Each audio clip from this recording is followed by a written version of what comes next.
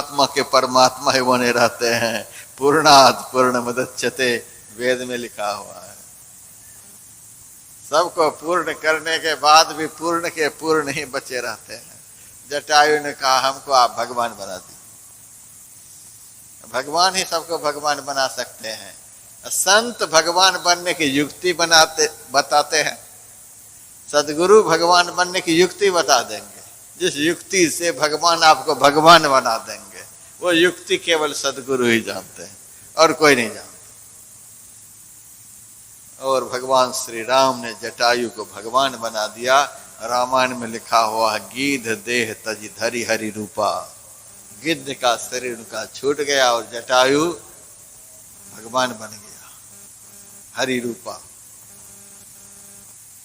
तो बार बार मांगते रहो, क्या मांगने के बाद फिर मांगना नहीं पड़े? थोड़ा सा विचार करके देख लो। अरे परमात्मा का दर्शन मांग लो। यदि कुछ नहीं मांगने के लिए जानते हो, बस इतना ही कहना कि महाराज जी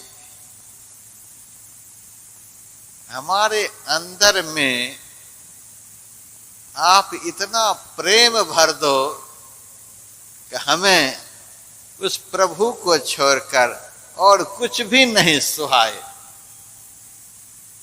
ज्यादा बोलने के लिए नहीं आए, तो बस इतना ही कहना कि केवल आप हमको अच्छे लगे, संसार अच्छा नहीं लगे।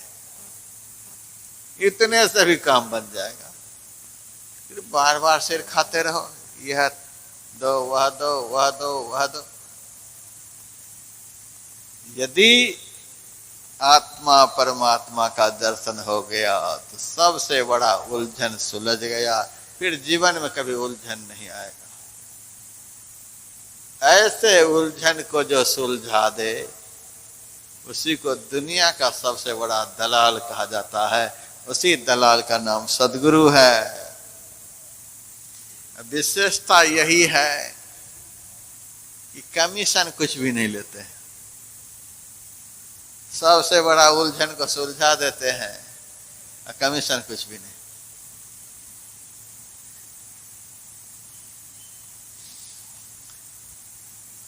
कुछ दिन पहले पंजाब में 4.5 एकड़ जमीन ली गई, रजिस्ट्री हुई। दलाल मेरे सामने से उठे नहीं। हम सोचे कम से कम महात्मा को तो माफ कर देगा। ये दलाल महात्मा को भी नहीं छोड़ता है। जैसे तैसे होते होते उनका तो बन रहा था कम से कम 1.5 लाख रुपए, 1% में 1.5 लाख। लेकिन होते होते 20,500 रुपये ही गए। ये दलाल ऐसे होते हैं जब महात्मा को भी बख्शते नहीं। सदगुरु रूपी दलाल ऐसे हैं जो कंगाल से भी कुछ नहीं लेते।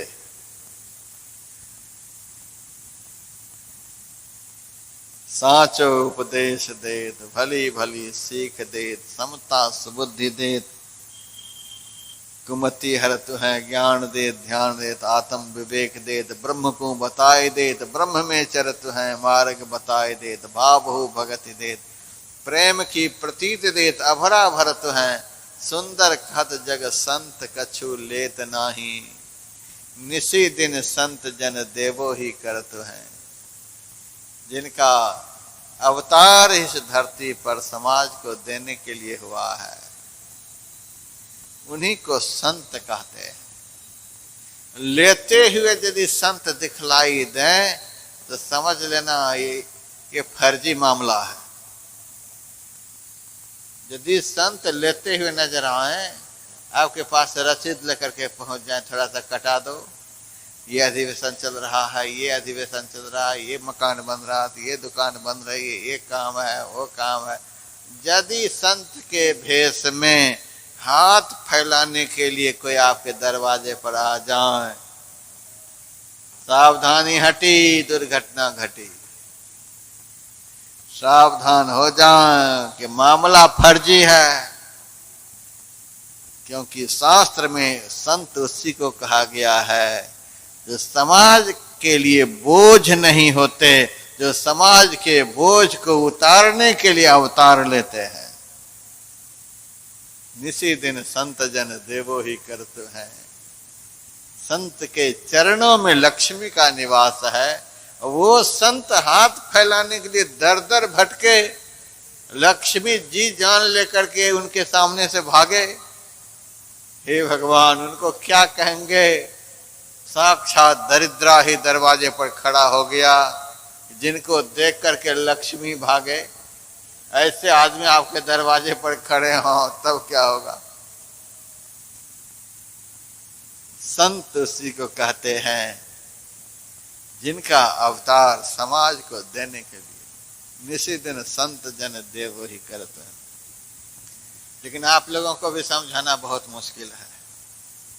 कितना भी प्रवचन सुना दिया जाए, घर जाकर के वही हाल है, फिर भी फर्जी आपसे ले ही जाएगा।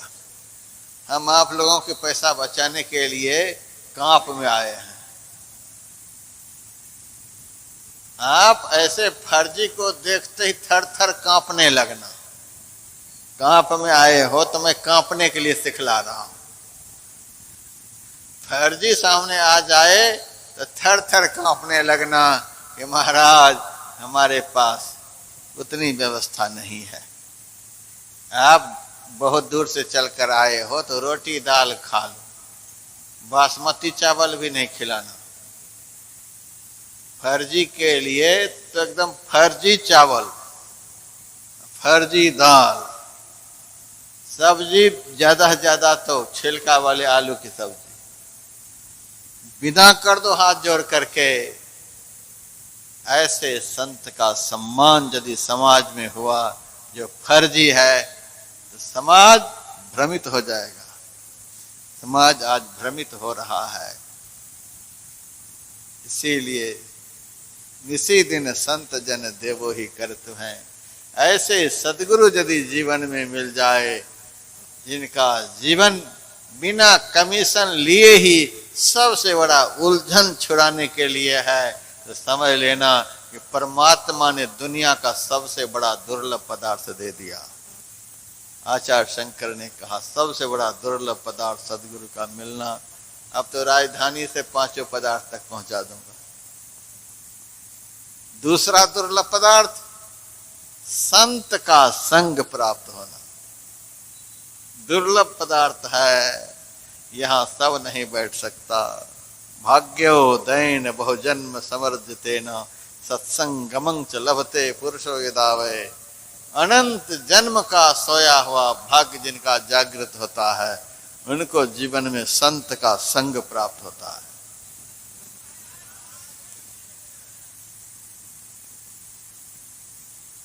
एक बार भगवान श्री राम ने लक्ष्मण जी से पूछा, लक्ष्मण तो मेरे साथ 14 साल तक वन में रहा, सबसे बढ़िया यात्रा तुम्हारी कब की रही है बता।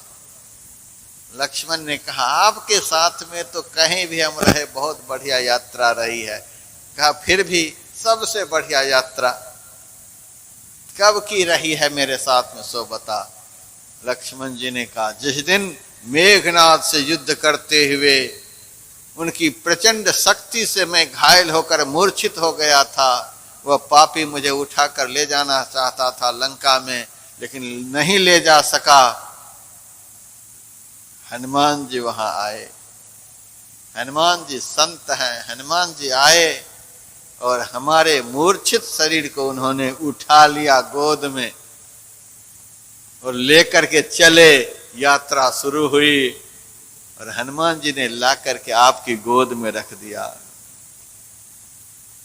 यह जो बीच की यात्रा हुई है, जीवन की सबसे सुखद यात्रा है। संत जिनको हृदय से उठा लेते हैं, तो संत जिनको उठा लेते हैं तो भगवंत की गोद में ही पहुंचा करके छोड़ते, बीच में नहीं छोड़ते हैं। ऐसे संत का जीवन में मिलना बहुत दुर्लभ है। तीसरी चीज, दान करने की सहज स्वाभाविक प्रवृत्ति, मांगना नहीं पड़े। महान उदारवादी जिनके जीवन का सर्वस्व दूसरे के लिए है, जो अपने लिए नहीं जीते, जो समाज और संसार के लिए जीते हैं, उसी को दानी कहते हैं। इतने पैसे दे दिए, उतने पैसे दे दिए, इतना चंदा के रसीद कटा दिए, यह सब तो दानी के साधारण अर्थ हुए। जिनका एक एक श्वास समाज और संसार के लिए है, अपने लिए नहीं, जो अपने सुख के लिए एक श्वास भी नहीं लेते, जिनका हर एक श्वास समाज के लिए है, वह दुनिया का सबसे बड़ा दानी। इस प्रकार के दान की प्रवृत्ति का मन में होना बहुत दुर्लभ है। विचार, सत्य क्या है, असत्य क्या है, इसका सही सही बोध होना, इसी को विचारना कहते हैं। सत्य असत्य का सही सही निर्णय कर पाना, यह साधारण बात नहीं है, बहुत दुर्लभ बात है। अतोषाह, धन से मन में संतोष का होना अब नहीं चाहिए। बहुत, हे प्रभु आपने बहुत दिया, अब नहीं चाहिए। बहुत देख लिया, बहुत सुन लिया, बहुत खा लिया, बहुत स्वाद ले लिया, संसार का बहुत कुछ हमने देख सुन लिया, अब नहीं। अब जो बाकी है वह मिल जाए। अब मिले हुए को बारंबार हम चाटते रहें सो नहीं। मिले हुए विषयों को बारंबार चाटते रहना, ऐसी असंतुष्टि हमारे जीवन में नहीं हो। जो अब तक नहीं मिला वह स्वाद जीवन में मिल जाए, इसी को संतोष कहते हैं। इस प्रकार का संतोष का होना बहुत दुर्लभ है। ऐसे ऐसे दुर्लभ पदार्थ ईश्वर की कृपा से सत्संग में आने वाले सत्संगी को सुलभ हो जाते हैं। यही अभी के प्रथम सत्र में आप लोगों को मैंने सुनाया है। गायक जी बैठे हैं कि गायक हैं, तो एक संत वाणी गाए। हम संत वाणी के प्रेमी। जिस भजन में संत का नाम न हो, उस भजन को गाना ना चाहिए। गुरु महाराज ने जिनको प्रामाणिक संत सिद्ध किया हो, उस संत का नाम यदि भजन में हो तो वह एक छोटा सा भजन गा दीजिए। 2 आध्यात्मिक आरतियां होंगी। आरती के बाद जी जान लेकर के आप लोग भागेंगे नहीं। यहाँ पर आप लोगों के लिए बहुत कुछ मैंने लाया है। एक अस्थाई प्रचार होता है, दूसरा अस्थाई प्रचार होता है। भाषण सुना करके चले गए, झोली भर करके दक्षिणा ले लिए, यह अस्थाई प्रचार हुआ। लेकिन जिस संत सदगुरु की महिमा को मैंने इतनी सुनाई है, उस संत सदगुरु के सद्ज्ञान सबके घर घर में सदैव प्रकाशित होता रहे, यह स्थायी प्रचार है। गुरु महाराज के 251 प्रवचन का संग्रह अभी अभी दिल्ली से छप करके आया हुआ है। महर्षि में उपदेशामृत, सब आदमी उसको घर में ले जा करके पढ़िए। हम तो आप लोगों से कहते हैं, एक प्रवचन गुरु महाराज का सुबह, एक प्रवचन शाम, एक प्रवचन दोपहर। अखिल भारतीय महाधिवेशन में सुबह भी सत्संग होता है, दोपहर में भी होता है, रात में भी स्तुति प्रार्थना हो जाती है। तो मैं आप लोगों से कहता हूँ, सुबह दोपहर शाम 3 प्रवचन, 3 नहीं तो कम से कम सुबह शाम 2 प्रवचन गुरु महाराज का जो नित्य नियम से पढ़ेंगे सुनेंगे, उनको 12 महीने अखिल भारतीय महाधिवेशन में बैठने का आनंद प्राप्त होगा, फल प्राप्त होगा। उपदेशामृत है, दूसरा ग्रंथ है महर्षि में ही वचनामृत, वह भी कुछ दिन पहले दिल्ली से आया हुआ है। 112 प्रवचन गुरु महाराज का। फिर महर्षि में अनुभव प्रकाश 108 प्रवचन गुरु महाराज का हमने अपने जीवन में संग्रह किया है सदगुरु के वचन का, और कुछ संग्रह नहीं किया। आप पता लगा लीजिएगा कि व्यासानंद के नाम पर किस बैंक में कितना जमा है। आप पता लगा लीजिएगा व्यासानंद को चढ़ने के लिए कौन कौन सी गाड़ी आश्रम में है। पता लगा लीजिएगा व्यासानंद को रहने के लिए कमरे में कितनी एसी लगी हुई है, क्या सब व्यवस्था है, आकर के देख लीजिएगा। मैंने जीवन में यदि संग्रह किया है तो सदगुरु के ज्ञान का संग्रह किया है, बाकी कुछ भी संग्रह नहीं किया है। महर्षि में ही उपदेशामृत, वचनामृत, अनुभव प्रकाश, ये सब तो मोटी मोटी पुस्तक है। गरीब सत्संगी के लिए भी व्यवस्था है। महर्षि में ही ज्ञान प्रकाश 7 खंड में 16-16 प्रवचन का संग्रह है। और भी बहुत कुछ है। संत देवी साहब की पहली रचना सरफे इस्लाम पढ़िए आप लोग, दिमाग ठंडा हो जाएगा। मेरी भी लिखी हुई बहुत कुछ है, हम उसके लिए ज़्यादा प्रचार नहीं करते, आप देख लीजिएगा। और मेरी लिखी हुई एक पुस्तक की चर्चा हो जाती है, संत में ही लीलामृत।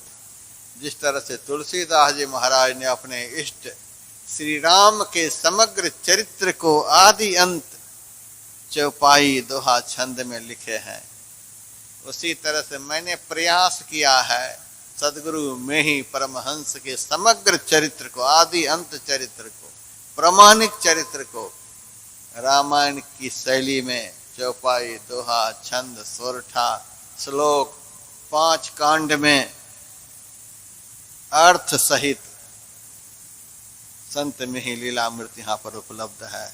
यह गुरु महाराज का उर्वरा प्रचार क्षेत्र है।